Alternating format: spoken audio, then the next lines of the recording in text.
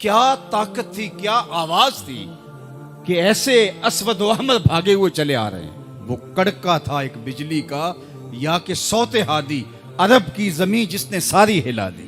اور زمانے نے دیکھا آج 7 ارب کی آبادی میں 1 ارب 70 کروڑ کے قریب مسلمان ہیں۔ جاپان میں سب سے تیزی سے پھیلنے والا مذہب اسلام ہے، یورپ میں سب سے تیزی سے پھیلنے والا مذہب اسلام ہے۔ بے عمل صحیح، جیسے بھی صحیح، لیکن حضور علیہ الصلوۃ والسلام کا دین پھیلتا چلا جا رہا ہے۔ فرمایا جنت میں کل 120 صفیں ہوں گی، ٹوٹل صفیں جنت کی 120 ہوں گی۔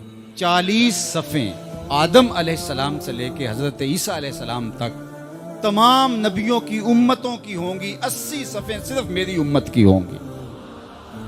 یہ ہے حضور علیہ الصلوۃ والسلام کے پیغام کی آفاقیت۔ جدھر دیکھو حضور کے دیوانے دکھائی دیتے ہیں۔ اللہ ہمیں توفیق عمل دے۔ اگر ہم سچے، کھرے، سیدھے، دو ٹوک مسلمان بن جائیں تو پوری کائنات ہمارے قدموں تلے ہے، اس لیے کہ ہم محمد عربی کے غلام ہیں۔ حضور کی وجہ سے کفر مٹا، اور حضور کی ذمہ داریوں میں شامل اسلام کا غلبہ کرنا۔ هو الذی ارسل رسولہ بالہدی ودین الحق لیظہرہ علی الدین کلہ۔ حضور علیہ الصلوۃ والسلام کے دین کو تمام ادیان پر غالب کرنا حضور علیہ الصلوۃ والسلام کا دیا ہوا دین اور پیغام ہے۔ اور قرب قیامت میں اتنی دیر تک قیامت نہیں آئے گی جب تک پوری دنیا پر اسلام نہیں پھیل جائے گا۔ پوری دنیا پر اسلام نہیں پھیل جائے گا۔ شرق سے لے کر غرب تک، شمال سے لے کے جنوب تک، کائنات کی ایک چھت بھی ایسی نہیں ہوگی جہاں محمد عربی کے نام کا جھنڈا نہیں جھول رہا ہوگا، حضور کے نام کے پھریرے لہرا رہے ہوں۔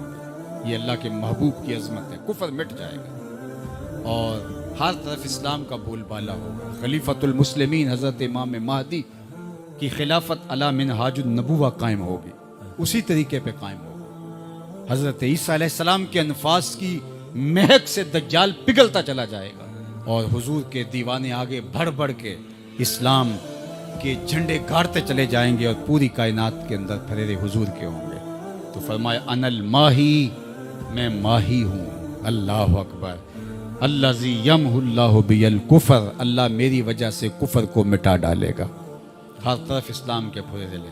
وانا الحاشر الذی یحشر الناس علی قدمی، اور میں حاشر ہوں، اور قیامت کے دن جو ہے وہ لوگ میرے پیچھے پیچھے آئیں گے اور میرے قدموں پہ آئیں گے۔ تو میں سب سے پہلے میری قبر کشادہ ہوگی، اور پھر ابو بکر کی قبر، پھر حضرت عمر کی قبر۔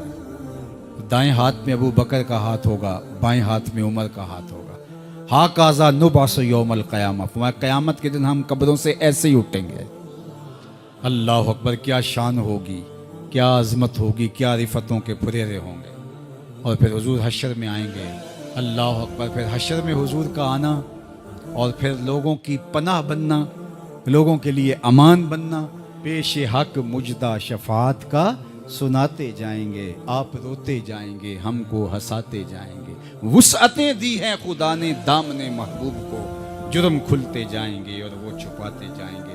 وَأَنَا الْعَاقِبُ الَّذِي لَيْسَ بَعْدَهُ نَبِيٌّ، اور میں عاقب ہوں۔ عاقب، اور عاقب وہ ہوتا ہے جس کے بعد کوئی نبی نہیں ہوتا۔ پس خدا بر ما شریعت ختم کر، بر رسول ما رسالت ختم کر۔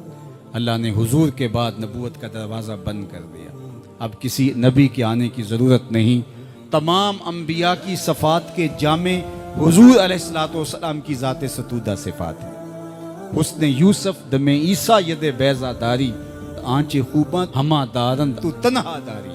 جو مختلف انبیاء کے اندر کمالات موجود ہیں، وہ سارے ایک پیکر میں دیکھنے ہو تو محمد عربی کی چوکھٹ پہ آ جاؤ۔ یہاں تمہیں کمال بھی نظر آئے گا، جمال بھی نظر آئے گا، جود و نوال بھی نظر آئے گا، یہاں حسن بھی نظر آئے گا، حلم بھی نظر آئے گا، علم بھی نظر آئے گا، شان و شوکت بھی نظر آئے گی، رحمت بھی نظر آئے گی، اور یہاں ہاتھ میں تلوار پکڑے نبی جہاد فرماتا ہوا بھی دکھائی دے گا۔ ساری شانیں ایک پیکر کے اندر، ایک وجود کے اندر جو ہے وہ جمع کر دی گئی۔